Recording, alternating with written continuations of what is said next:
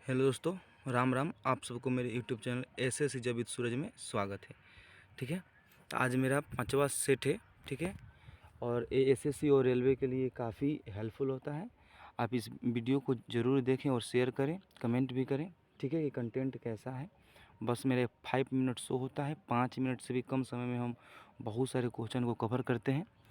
आप बस कहीं भी रहकर इसको देख सकते हैं, बहुत हेल्पफुल होगा। ठीक है, तो हम क्लास से स्टार्ट करते हैं। कर है पहला क्वेश्चन कि फ्रेंच फ्रेंच इंडिया की राजधानी कहाँ है।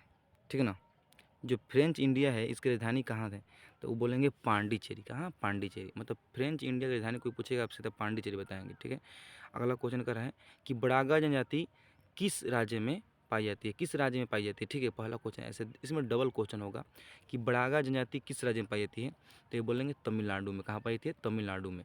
ये भी पूछ देगा कि बराडा जनजाति तमिलनाडु के किस पहाड़ी में रहती है, तो नीलगिरी की पहाड़ी में, नीलगिरी की पहाड़ी में। ठीक है, इसमें एक और एक क्वेश्चन आ जाएगा, कोई आपसे पूछेगा कि नीलगिरी की पहाड़ियों का विस्तार किन राज्यों में है, तो उसमें तमिलनाडु में बोलेंगे। आप क्या बोलेंगे? तमिलनाडु में। मतलब नीलगिरी पहाड़ी का विस्तार तमिलनाडु राज्य में है। ठीक है, अगला क्वेश्चन है, जो हैजा होता है या कलरा, ये किससे उत्पन्न होता है, मतलब किसके कारण उत्पन्न होता है, बैक्टीरिया के कारण या वायरस के कारण। तो हैजा या कलरा बैक्टीरिया के कारण उत्पन्न होने वाला रोग है। ठीक है, हैजा या कलरा किसके कारण उत्पन्न होता है? बैक्टीरिया के कारण, या उसी का नाम है जीवाणु। किसके कारण? जीवाणु के कारण। अगला क्वेश्चन कह रहा है कि साइलेंट वैली परियोजना किस राज्य में है। साइलेंट वैली परियोजना किस राज्य में है, तो साइलेंट वैली परियोजना केरल में है। ठीक है, साइलेंट वैली परियोजना किस राज्य में है, तो साइलेंट वैली परियोजना केरल में। किस में है? केरल में। ठीक है, याद रखेंगे। करें आगे कि राष्ट्रपति का विधिवत चुनाव पहली बार कब हुआ था, मतलब भारत में राष्ट्रपति का विधिवत चुनाव पहली बार कब हुआ था, तो राष्ट्रपति का विधिवत चुनाव पहली बार मई 1952 में हुआ था। 1952 में। आगे कह रहे कि ब्रोमीन अधातु साधारण ताप पर किस रूप में पाई जाती है, तो ब्रोमीन एक धातु है और साधारण ताप पर द्रवावस्था में पाई जाती है। इसको भी याद रखेंगे कि द्रवावस्था में पाई जाती है।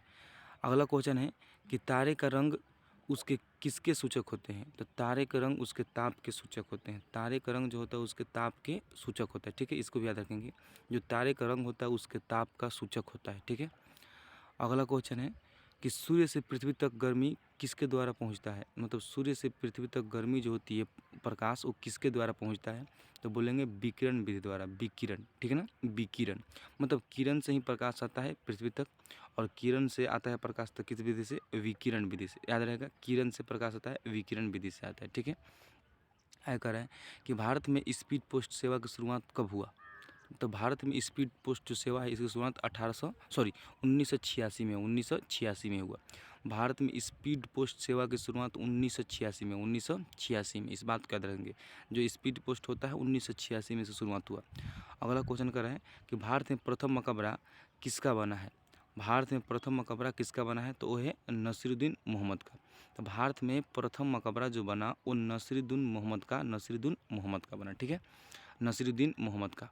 ठीक है, अगला क्वेश्चन है कि नागालैंड राज्य का राजकीय भाषा क्या है।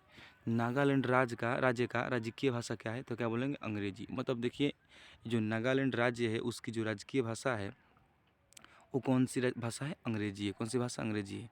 अगर है कि लाल सीसा को बोलचाल की भाषा में अन्य किस नाम से जाना जाता है। जो लाल सीसा है, लाल सीसा, इसको बोलचाल की भाषा में अन्य किस नाम से जाना जाता है, तो इसको बोलेंगे सिंदूर के नाम से। सिंदूर के नाम से। लाल सीसा को बोलचाल की भाषा में सिंदूर के नाम से जाना जाता है। अगला क्वेश्चन है कि तेल और प्राकृतिक गैस निगम ओएनजीसी का मुख्यालय कहाँ है। तेल और प्राकृतिक गैस निगम ओएनजीसी का मुख्यालय कहाँ है, तो देहरादून में। मतलब तेल एवं प्राकृतिक गैस निगम का मुख्यालय कहाँ है? देहरादून में। तेल और प्राकृतिक गैस निगम का मुख्यालय कहाँ बताएंगे? देहरादून बताएंगे।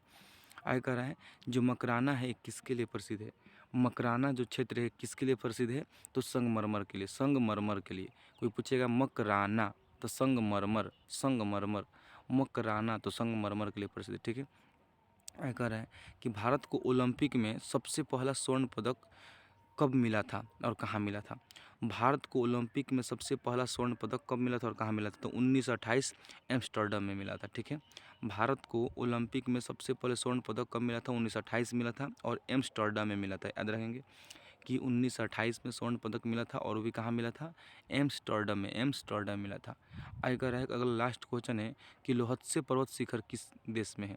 लाहोत्से पर्वत शिखर किस देश में है? लाहोत्से पर्वत शिखर नेपाल में है। कहाँ है? नेपाल में, ठीक है। इस बात को याद रखेंगे कि लाहोत्से पर्वत शिखर नेपाल में है। इस प्रकार मेरा 5 मिनट शो समाप्त होता है।